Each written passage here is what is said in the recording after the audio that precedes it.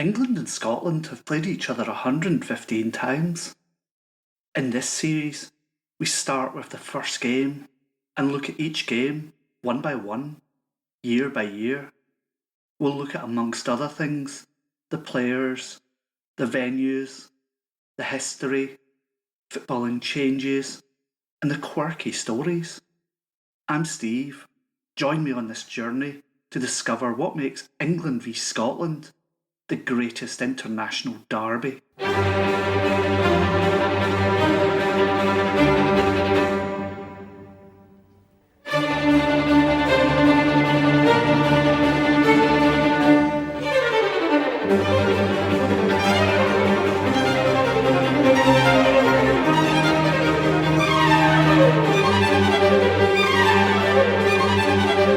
Hi, and welcome back. So, what was happening this year in 1880? For fans of the Sherlock Holmes stories, this year is to have significance.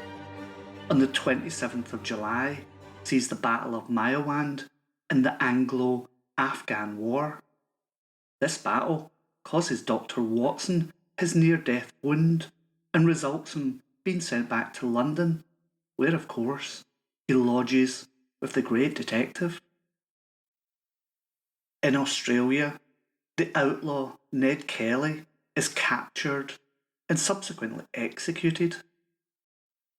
And this is also the year we see the births of Douglas MacArthur and Helen Keller. We also see the birth of football's first £1,000 player, Alf Common.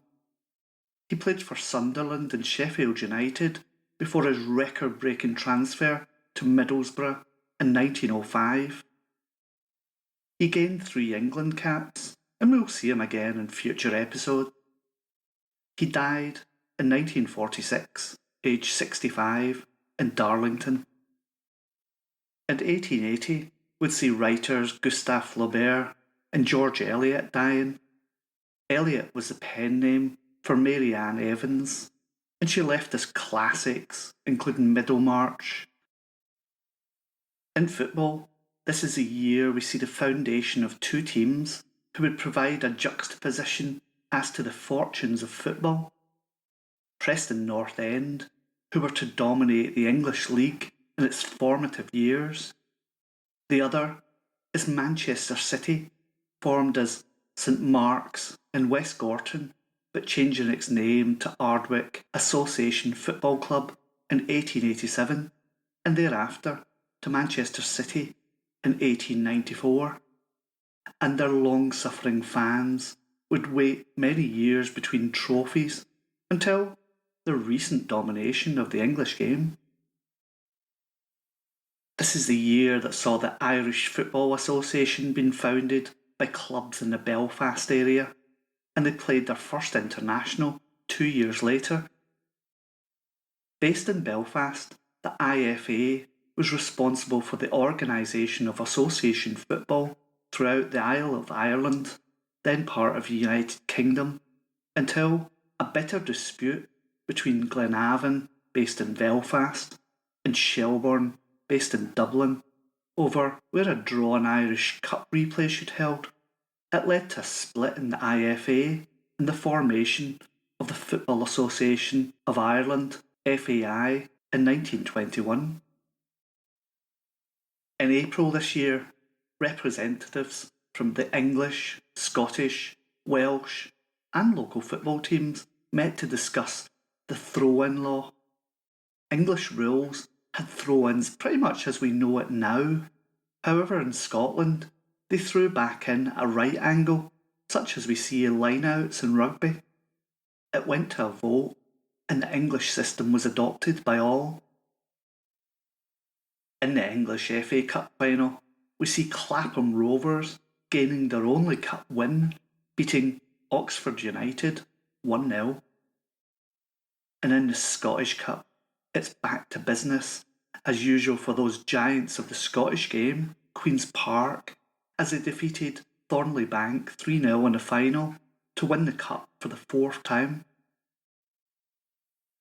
After last year's game, which ended 5-4 to England, it was now time to get back to Scotland. And on Saturday, the 13th of March, 1880, at Hampden Park, the teams trotted out.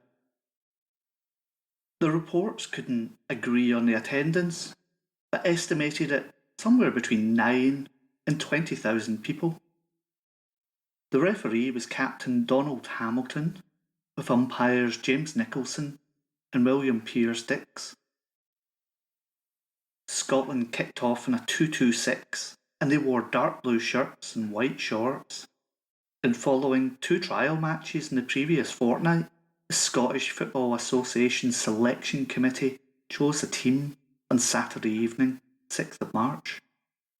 And it lined up thus: Archibald Rowan, goalkeeper, Glasgow Caledonian FC; Robert Walker-Neil, back, Queen's Park FC; Alexander McClintock, back, Vale of Leven FC; Charles Campbell, half-back, Queen's Park FC, and he would go off injured with a broken jaw in the 75th minute. John Campbell MacLeod McPherson, half-back, Vale of Leven FC; John Smith, Mauchline FC; Moses Maclay McNeill, Rangers FC, forward; George Kerr, forward, Queen's Park FC; John Cunningham McGregor, forward, Vale of Leven FC; John Campbell Baird, forward, Vale of Leven FC; John Let Kay, forward, Queen's Park FC. England also lined up in a 2-2-6, and they wore white shirts with the English arms in black on the breast, white shorts, and dark blue caps. And following 2 trial matches, the Football Association Committee, with Secretary Charles W. Alcock having the primary influence, chose a team on the 6th of March 1880.